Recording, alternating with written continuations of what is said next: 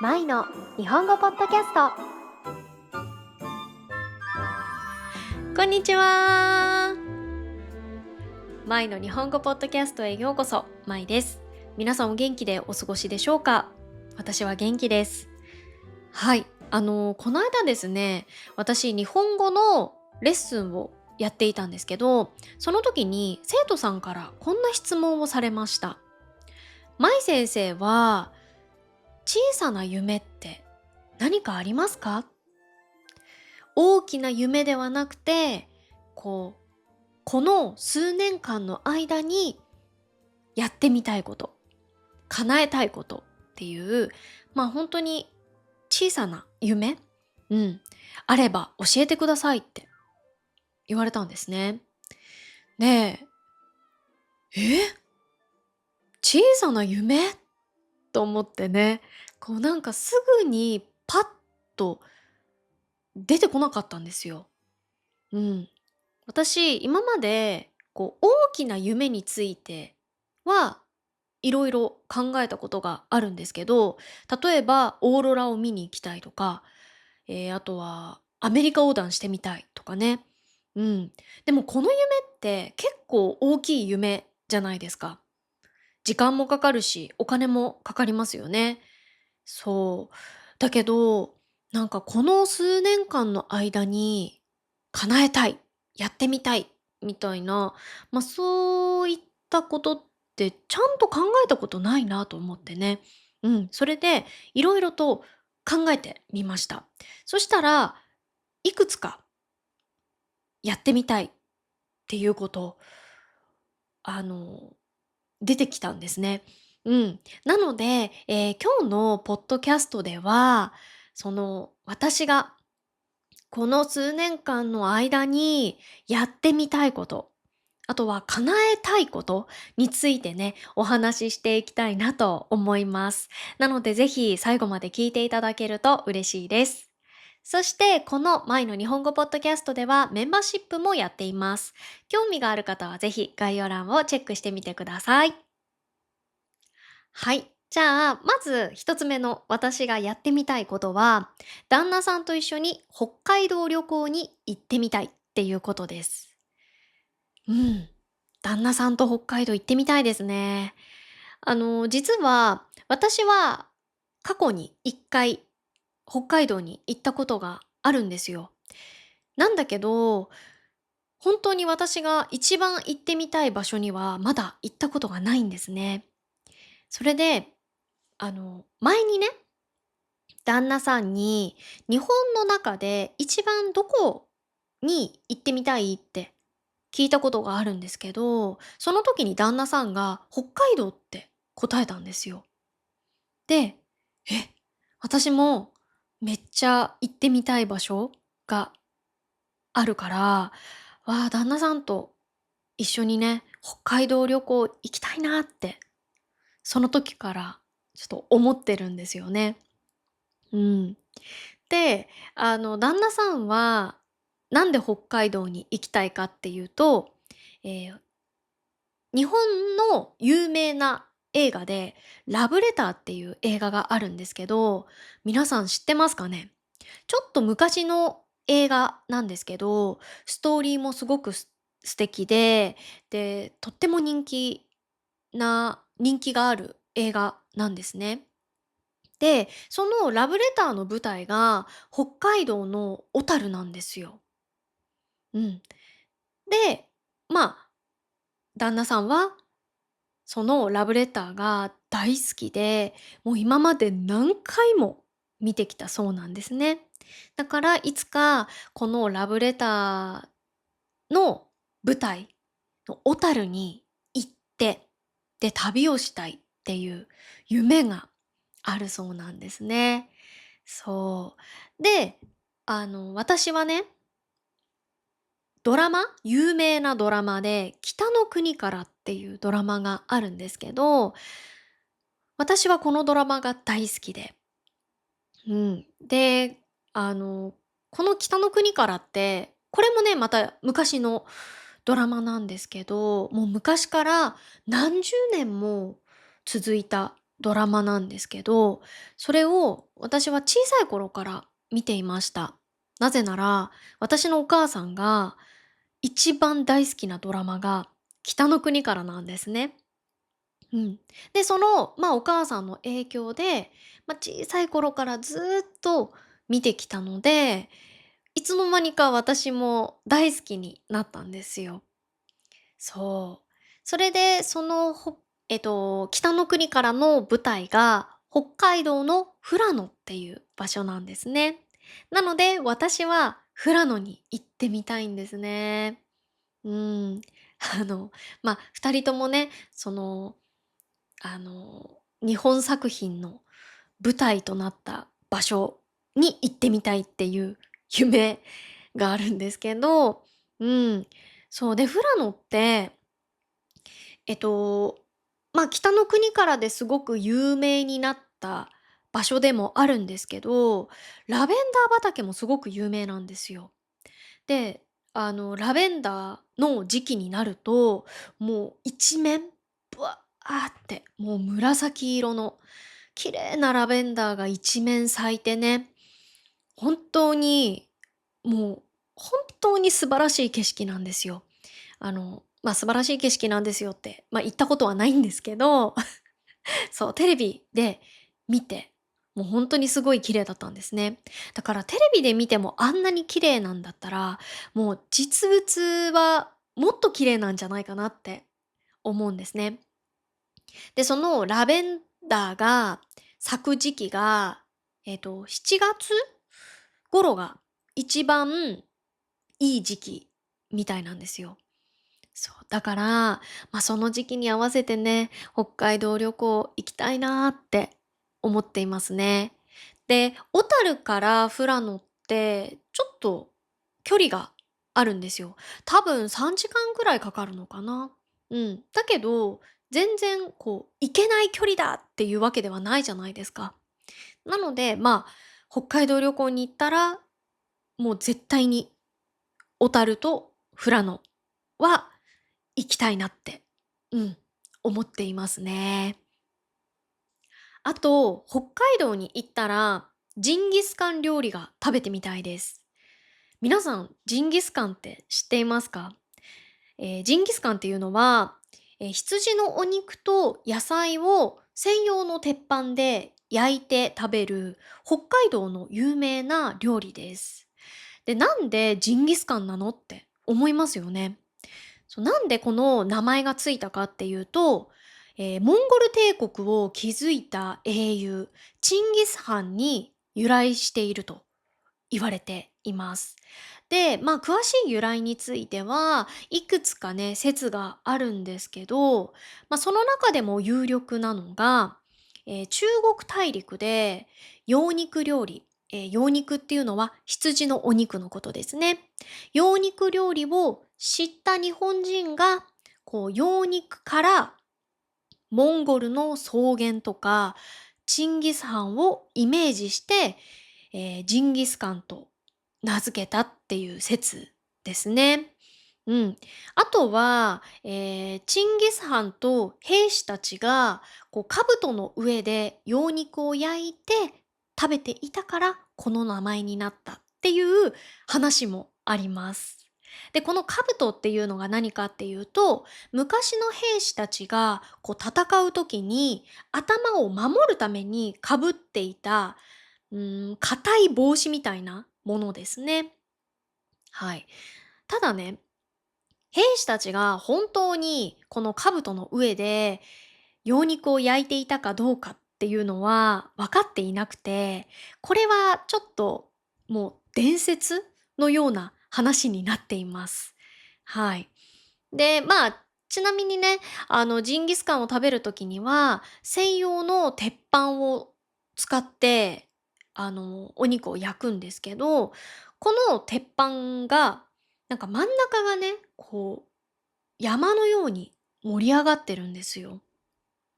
で、ちょっと普通の鉄板とは違う、ちょっと変わった形をしてるんですね。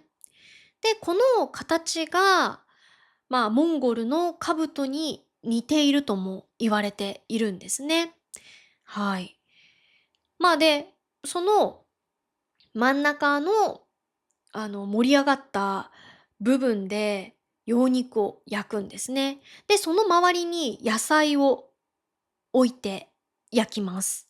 そうすると、この羊肉から、羊肉の肉汁が、こう、垂れて、で、周りの野菜の方へ流れていくんですね。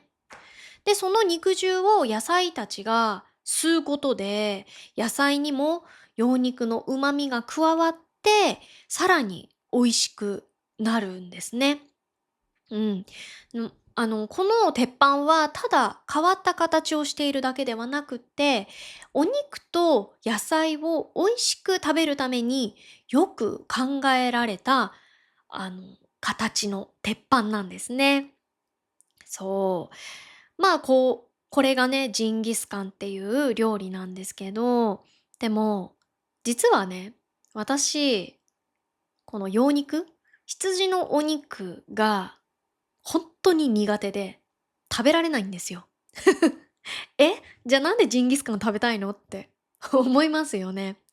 あのね、私本当に羊肉は今まで5回ぐらい食べたことあるんですけど、全部ダメだったの。全部食べられなかったんですよね。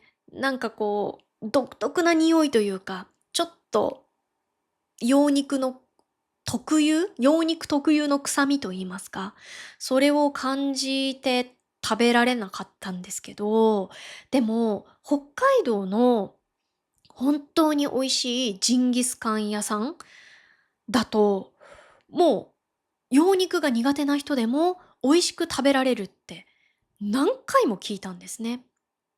そう。だから、ちょっと気になってるんですよ。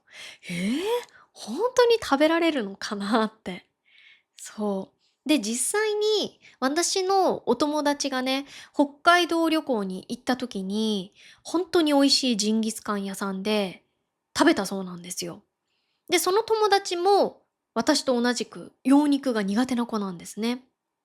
なんだけど、本当に臭みが一切なくて、マジで美味しかったって言ってたんですね。だからもうそれを聞いて、さらに気になっちゃって。ええ、本当に言ってんのと思って。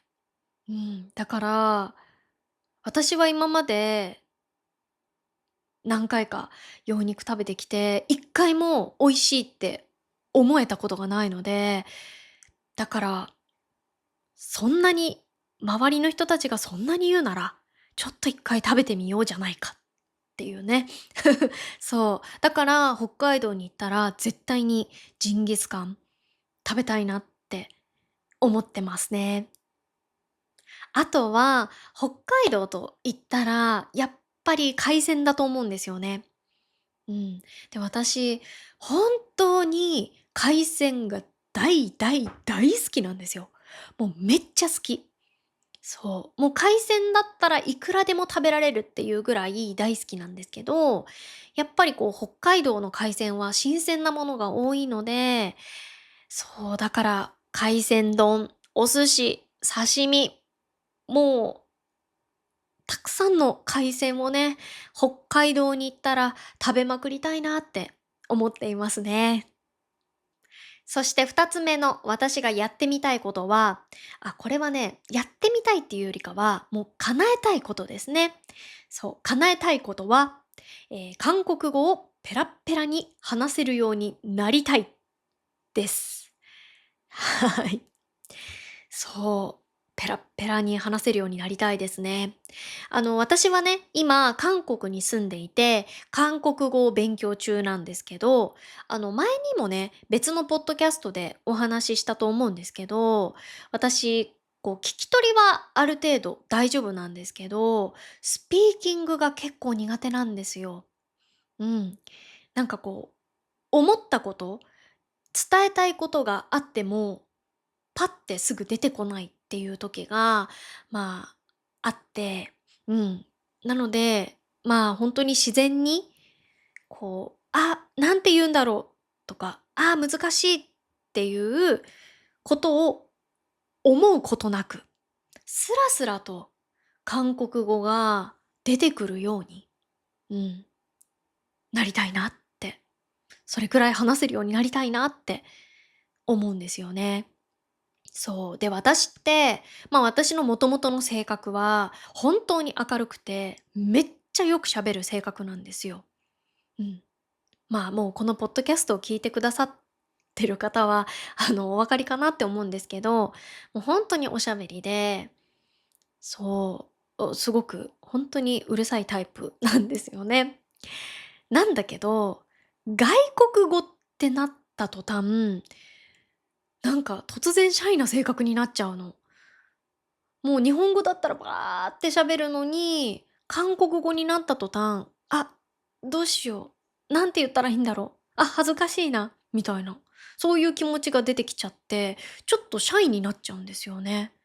だから、少し静かになっちゃうのが、これまた悩みで、そう。だから、もう本当に、やっぱりこう、スピーキングが上手くなりたいって思ったら、もうその分、喋らなきゃダメじゃないですか。もう口に出してとにかく話す。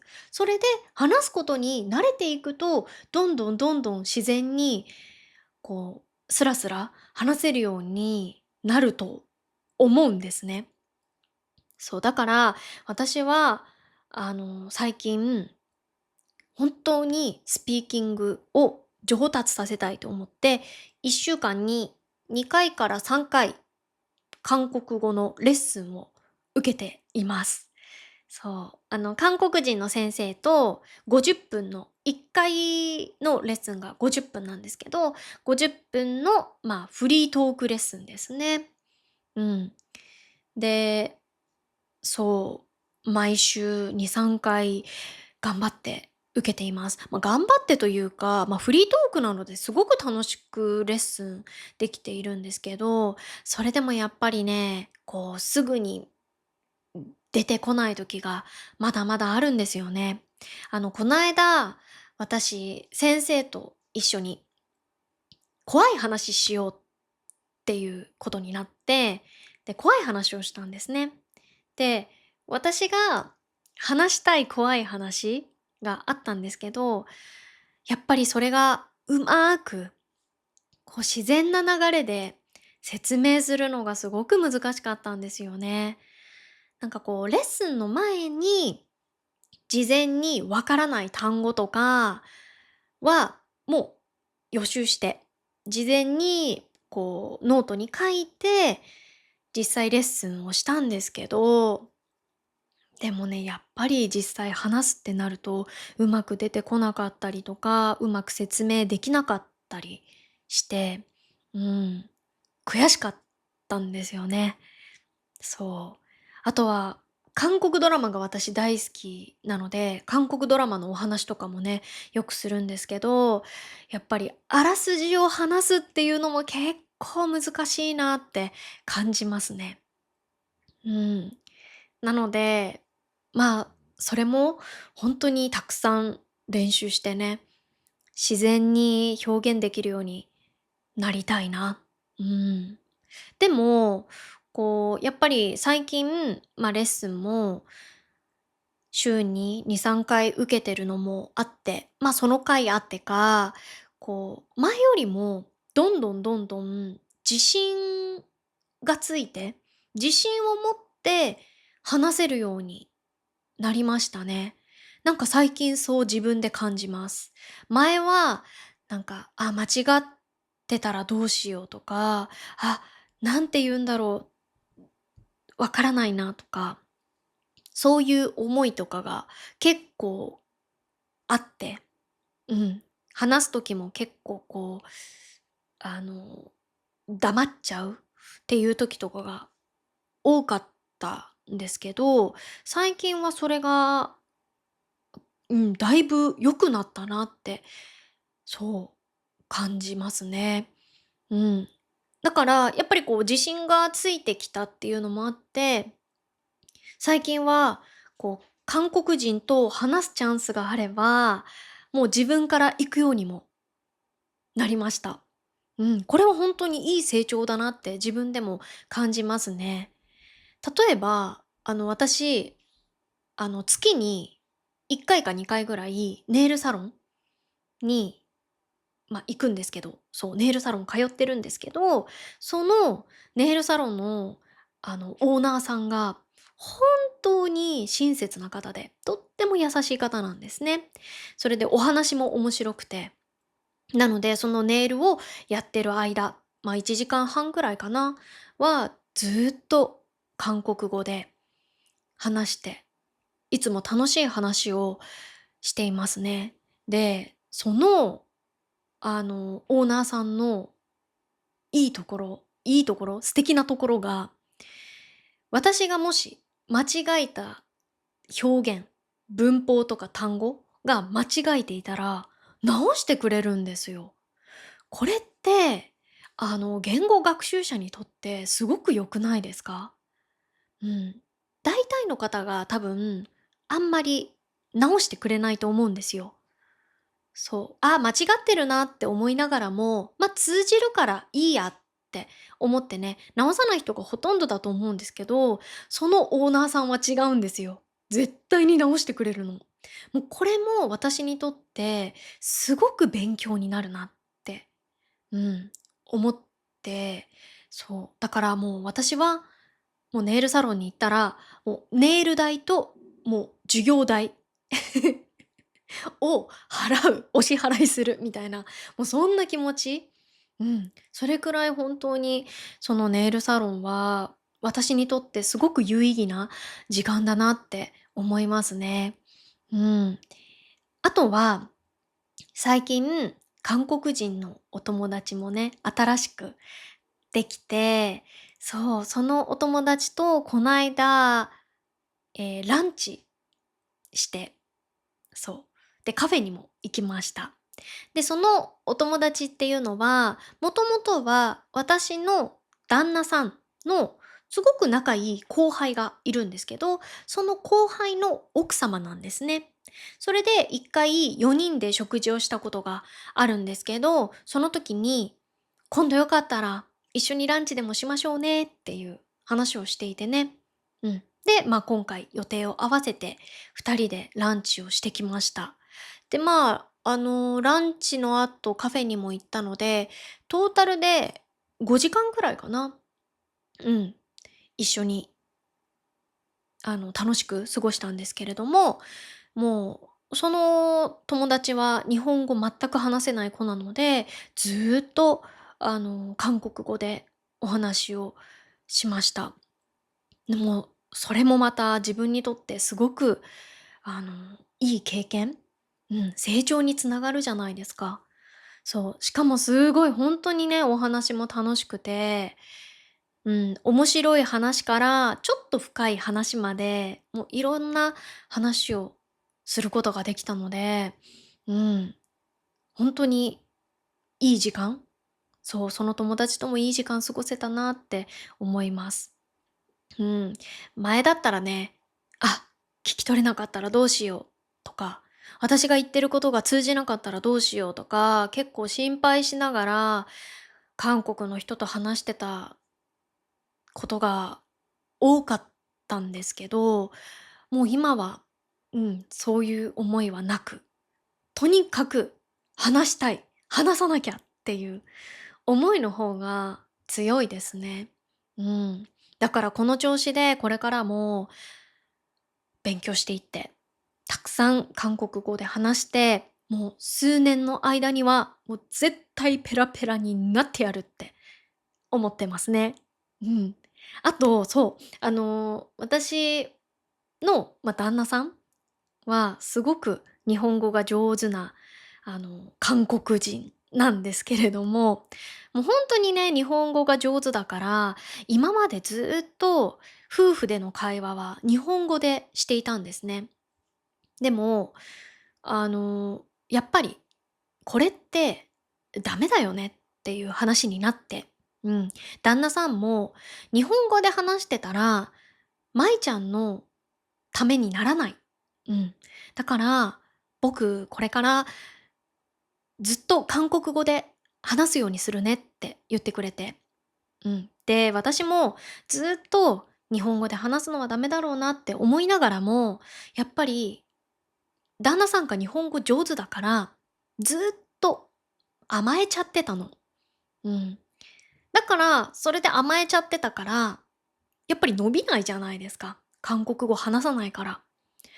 だから私も本当にそれはダメだって思ったのでね、もう最近はもうずっと、もう100%、ほぼ100%韓国語で、旦那さんとも会話しています。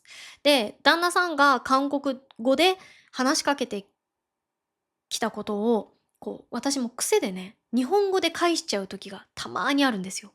そうすると旦那さんが、日本語ダメ、韓国語で話さなきゃダメでしょってそう、旦那さんに注意されますね。で、ああ、そうだそうだ、韓国語話さなきゃ話さなきゃみたいな。そう、そんな感じで、家でも、過ごしていますね。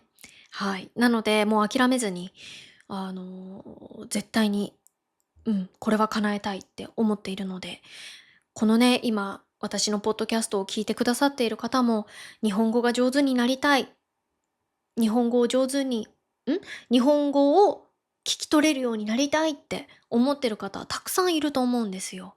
なので、皆さんも楽しみながらね、これからも一緒に頑張って勉強していきましょう。はい、あと、3つ目のね、私がやってみたいことは、夫婦で新しい趣味を始めたいです。はい。ま夫婦で共通の趣味を、作りたいなっていうのは、いくつかあるんですけど、まず、2人で海外旅行に行きたいですね。うん。私たちは、こう、韓国旅行に行ったりとか、あとは日本に一時帰国したら、日本旅行に行ったりとか、よくするんですけど、でもまだ、韓国と日本以外の国には2人で行ったことがないんですよね。なので、ちょっと行きたいなっていうのがあります。で、私たちは本当に旅行が結構好きなので、そう、海外旅行もね、きっと2人で行ったら楽しいんじゃないかなって思うんですよね。で、本当に行きたい国はもういっぱいあるんですけど、まず最初は、3泊4日くらいで行ける近いところがいいなって思ってます。どこかっていうのは、まだはっきりとは決めていないんですけど、最初はアジア旅行から、始めたいなって思ってますね。例えば台湾とか、タイとか、あとベトナムもいいな。そういうところにいろいろ行きたいです。そう。で、もっと遠いところ、時間があるときは、もうアメリカとかヨーロッパとか、そういったところも行きたいな。うん、楽しそうですね。そう。あとは、一緒に運動も何かしたいですね。なんか私たちは、なんかそれぞれお互いに時間がある時に、それぞれで運動はしているんですけど、なんか一人で運動してると飽きちゃうっていうか、つまらないなっていう時ってあるじゃないですか。皆さんないかな？私はあるんですよ。なんかずーっと一人で、家の中でね、運動してると、もう疲れた。もうやだみたいな。つまらないみたいなね。そう、そういう時があるから、これを旦那さんと一緒に、夫婦二人で何か運動したらきっと面白いんじゃないかなって、思う。例えば、カップルヨガとかね。ヨガってすごい体に、健康にね、とてもいいじゃないですか。そう、だからカップルヨガとかもいいなって思うし、あとはスイミングとかもいいな。うん。そう、私、全然泳げないんですけど、でも、旦那さんと一緒に、練習して、そう、で、水泳って結構ね、なんか体力つけるのにもダイエットにもいいし、体力つけるのにもいいと思うので、スイミングもありだなって、思いますね。そう。あとは、登山もいいですね、登山。うん。私は今まで登山って、もう本当に簡単な山しか登ったことがないんですよ。1時間とか1時間半くらいで登れる山しか登ったことがないんですけど、でもその時すごく、山登りって楽しいなって感じたんですね。で、旦那さんも登山が結構好きな人なので、うん。で、韓国にはたくさん山があるのでね、時間を作って、夫婦で韓国の山登り、うん、そう、したいなって、うん、そういうちょっと夢もありますね。はい。あと、もう一つ、もうこれは、もう絶対にしたい。もうしたいっていうか、もうするって決めてることなんですけど、あの、ゲーム。夫婦でゲームをしたいです。実は私もともとめっちゃゲーム大好き人間だったんですね。もうゲーマーっていう感じ。うん。あの、10代、20代の時めっちゃゲームしてたんですね。そう。で、旦那さんもすごいゲームがもともと好きな人なので、そう。だから、まあ、PS5 を買ってで、絶対に2人でゲームしようねっていう、もう約束そう、約束してるんですよ。だから、PS5 買って、一緒にゲームしたいですね。